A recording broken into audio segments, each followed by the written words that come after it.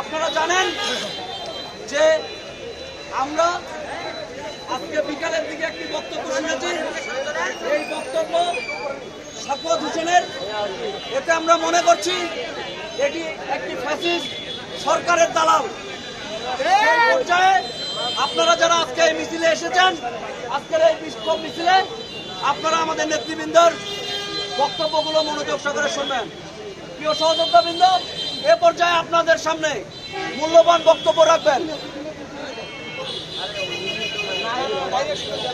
এ পর্যায়ে আপনাদের সামনে পরিশ্রমী ছাত্রনেতা, ছাত্রদলের প্রাণ, আমাদের সবার প্রিয় ভাগিনা, ছাত্রদলের যুগ্ম সাধারণ সম্পাদক মিশু ইসলাম এবারে বক্তব্য রাখছেন। মিশু ইসলাম। বিসমিল্লাহির রহমানির রহিম।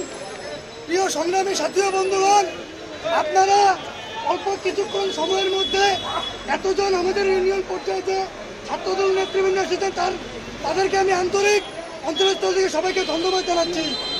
আজকে আমাদের এই বিক্ষোভ কর্মসূচি মূলত একটি কারণে, এই সাখাওয়াত হোসেনের পদত্যাগ এবং তার পদত্যাগের দাবিতে আজকে পঞ্চগড় জেলা 64 ডিস্ট্রিক্টে আজকে বিক্ষোভ সমাবেশ রয়েছে। সংগ্রামী সাথী ও বন্ধুগণ, আপনাদেরকে আমি একটি কথা ক্লিয়ারলি বলতে চাই, আমরা বিগত দিনে যুদ্ধ করে এসেছি, সামনে আরো যুদ্ধ করে এই স্বৈরাচারী যত আছে সবাইকে প্রতিরোধ করে ইনশাল্লাহ আমরা রাস্তা থেকে নামবো না। আমি আমার সংগ্রামী সংক্ষিপ্ত বক্তব্য এখানে শেষ করছি।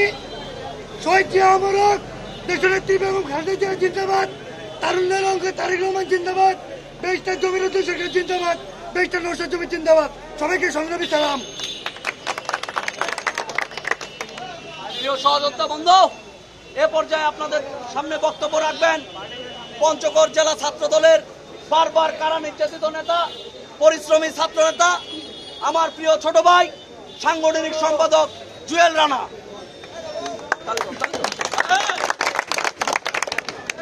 বিসমিল্লাহির রহমানির রহিম।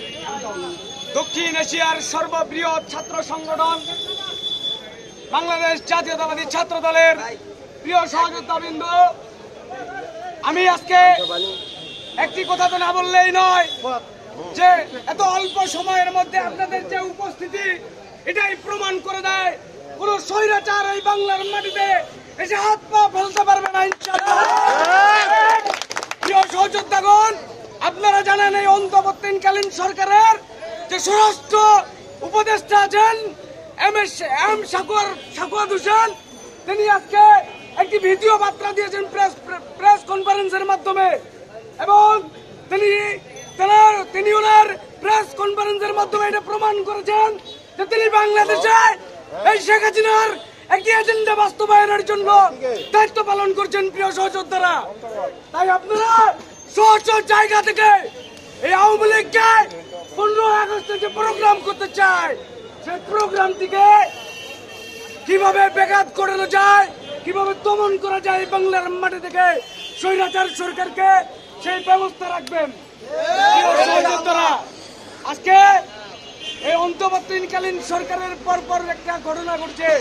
এই আওয়ামী লীগ সরকার দেশে সনাতন ধর্মাবলী ভাইদেরকে নিয়ে একটি নাটক শুরু করেছে, অতীতের মতো নাটক, যে একটার পর একটা নাটক সাজিয়ে এদেশের মানুষকে বিভ্রান্ত করে আবার তার এজেন্ডা বাংলাদেশে বাস্তবায়ন করতে চায়। প্রিয় ভাইরা, আজকে হিন্দু ধর্মাবলী ভাইদেরকে বর্ডার